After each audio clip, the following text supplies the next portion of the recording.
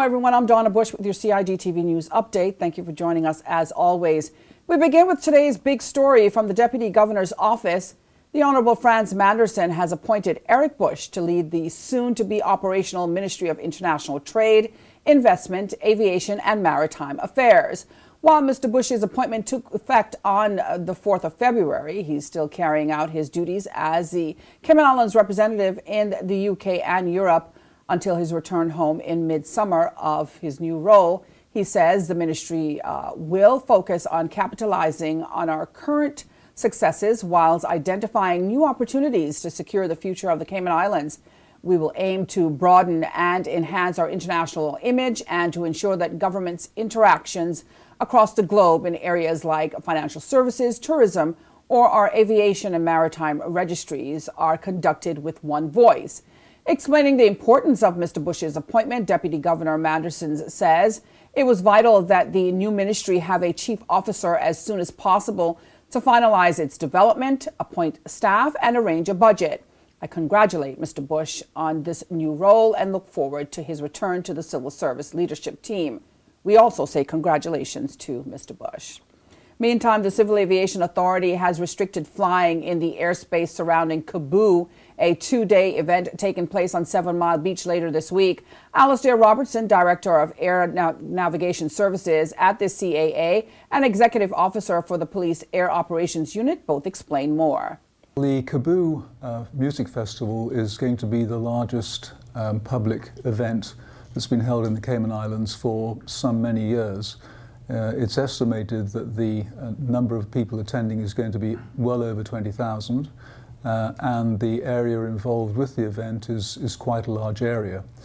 As a result of that, we have a concern that there's a possibility of aircraft or even unmanned aircraft, drones for want of a better word, that will fly into the area either out of interest or for just seeing what's going on.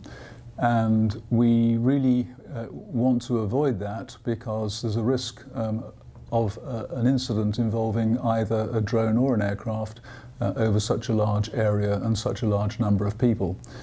The restrictions apply to all aircraft, including unmanned aircraft, which we call drones, as you know, even if they have an approval already from the Civil Aviation Authority to operate in these circumstances. It should be quite clear that this restriction applies to all drone operators, be they hobbyists or be they professional, irrespective of whether they've been approved by the Civil Aviation Authority for previous events in the past. It'll be monitored from the ground by the officers and anybody else on the ground to provide us with the information that they may see anything. We will be carefully monitoring as well through our drone team on the ground to make sure that there's no danger to them operating.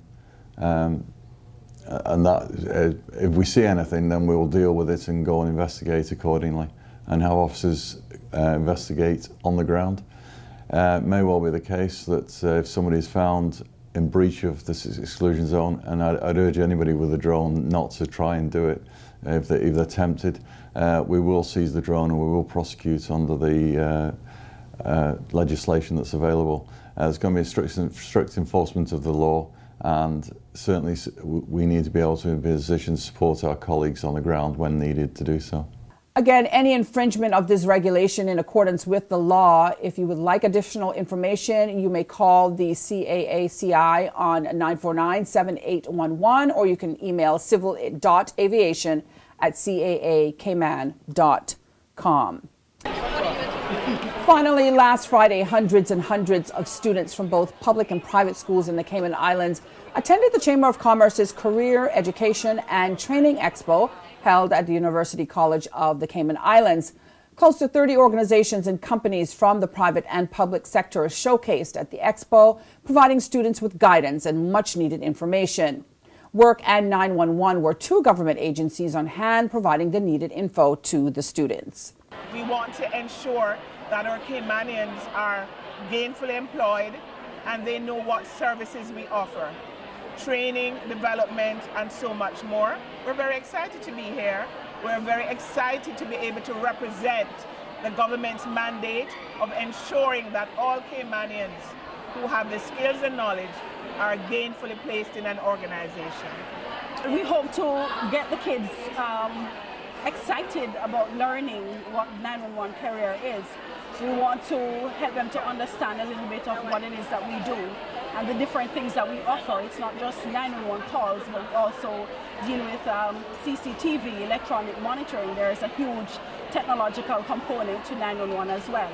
So we want to help them to understand that 911 is just more than just answering the telephone calls, but some of the things that we do in terms of dispatching emergency call for services, ensuring that our responding agents, the police, the fire, and EMS get the information that they need within the time that they need it and the appropriate information to respond in a safe and timely manner. And other government departments and authorities represented were the Department of Tourism, Cayman Registry, the University College, the Water Authority, the Health Services Authority, as well as the National Gallery.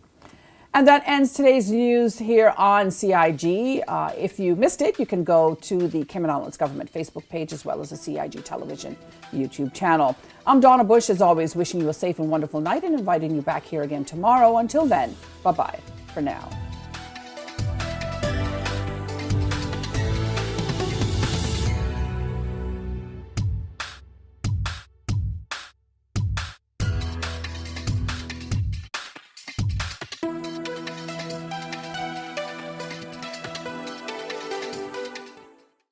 Boating, fishing, and water sports in the Cayman Islands are great, but keep a cool head. Here are 7 tips for fun and safe sea outings. Number 1. Use a checklist to plan your outing. Check the weather forecast, make a float plan, and share it with someone who is remaining on land, stating where you're going, with whom, and when you're expected to return. Visit your nearest marine supply store to get your safety gear. This includes signaling mirrors, whistles, and a flare kit.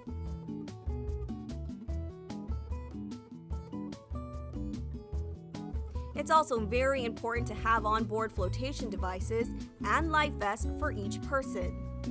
There are different types of vests. Some are for water sport activities such as snorkeling, and others are for going on offshore boating or on fishing trips. Number 2. These items can be lifesavers in case of an accident or bad weather. Number 3. Use a motor kill switch, especially if you're boating alone. In case of a leak or breakdown, always stay with the boat until help arrives. If you capsize, an emergency beacon or locator device can send a distress signal to inform the authorities of your location. Larger flares will indicate distress to a boat, airplane, or search and rescue officials. Number 4. In addition to sunscreen, food, and beverages, it would be smart to have a cell phone. Make sure your marine radio works. Cayman boaters use Channel 16 to communicate. Number 5. Also, don't forget your anchor and sufficient rope. Number 6. Boat operators should be familiar with the local waters and reefs, as well as the capabilities and functions of the vessels they are using. Always obey the rules of the sea and the marine environment, and have courtesy for others. Number 7. Alcohol and salt water do not mix, especially if you're the captain. Some useful contact numbers are 911. The RCIPS Marine Base is 649-7710, and the Port Authority is 949-2055. Smooth sailing, all!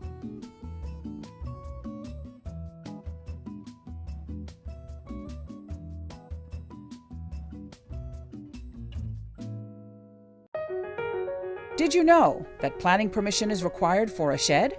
Did you know you should check with the department as a planning and permit application may be required?